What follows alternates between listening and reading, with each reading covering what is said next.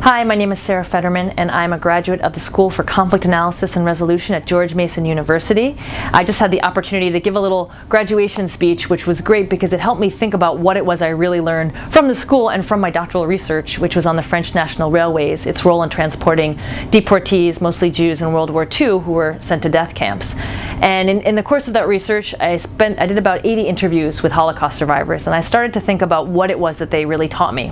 After 5 years of this research, what have I really learned from them on a heart level, not just the intellectual work, which I did at the program as well.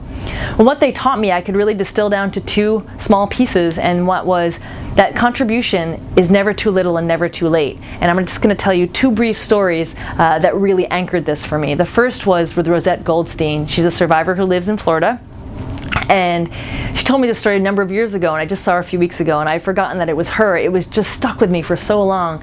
She tells the story of being 8 years old, the first day she had to go to school wearing the yellow star, right? So these stars were distributed around, and Jewish families had to sew them onto their clothing, and that began the physical separation of the Jews from non-Jews.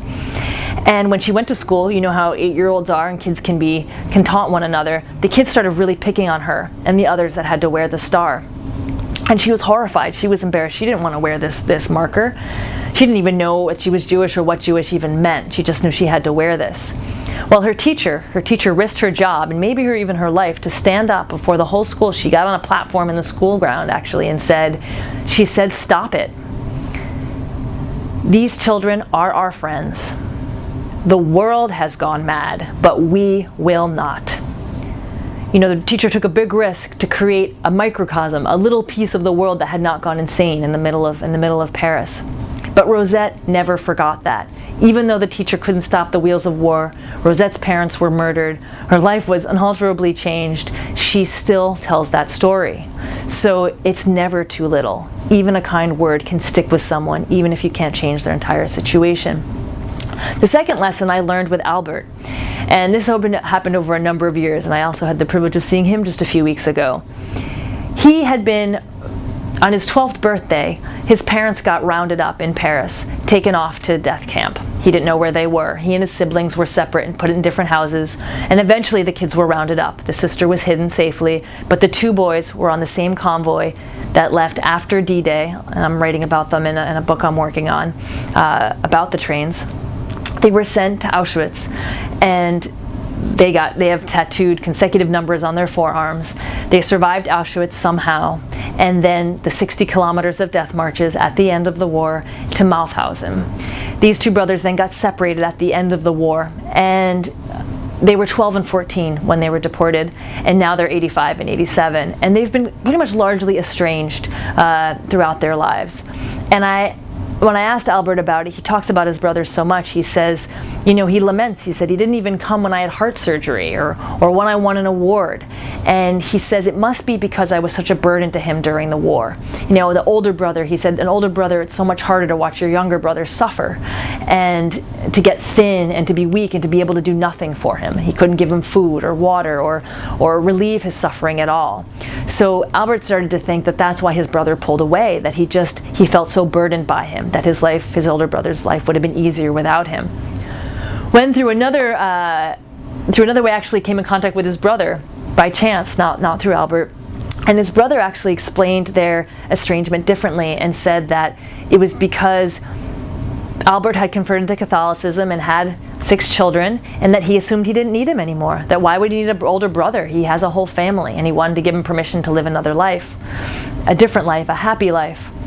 Well, having studied narrative at the School for Conflict Analysis and Resolution, I was looking at the way in which they were storying their estrangement and realized that in some ways it sounded like a misunderstanding.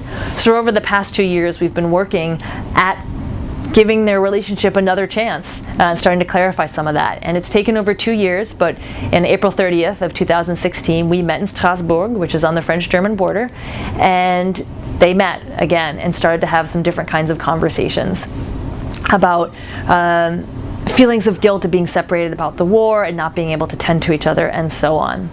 After that, Albert was very drained. He's the younger one, and I said, yeah, I know it was hard, but the story's not over. And he said, you're right, the story isn't over. And the two of them have been in touch since, and I get emails every week or so about them. And even the sister who didn't want to be involved at all in the brothers or in talking about the war, we just sent her the pictures just to let her know we were thinking about her. And she just sent an email saying that she's ready now, and she'd like to be in touch and would like to finally talk about the war. So here we are at 2016. They are 85, 87, and about 80 right now. I think she's about 79, 80. And it's not over. I mean, there's still room right now to actually contribute to them. So I just wanted to share these little lessons so you don't have to spend hundreds of hours interviewing people, but that it's never too little. You know, we turn on the news and look at the paper, and it's just a tsunami worth of conflict and pain. And you know, even being in conflict resolution, I have this feeling that will likely not stop much of it. But that it isn't too, there's nothing too little. I mean, you can give a kind word to someone, you can be welcoming to a refugee, you can just not turn a cold shoulder, or even somebody who suffered atrocity that was years before you were even born.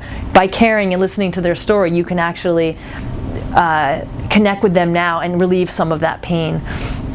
So that's a small piece of hope that we can always honor and commemorate the dead, and we can always contribute to the lives of the living. Thank you.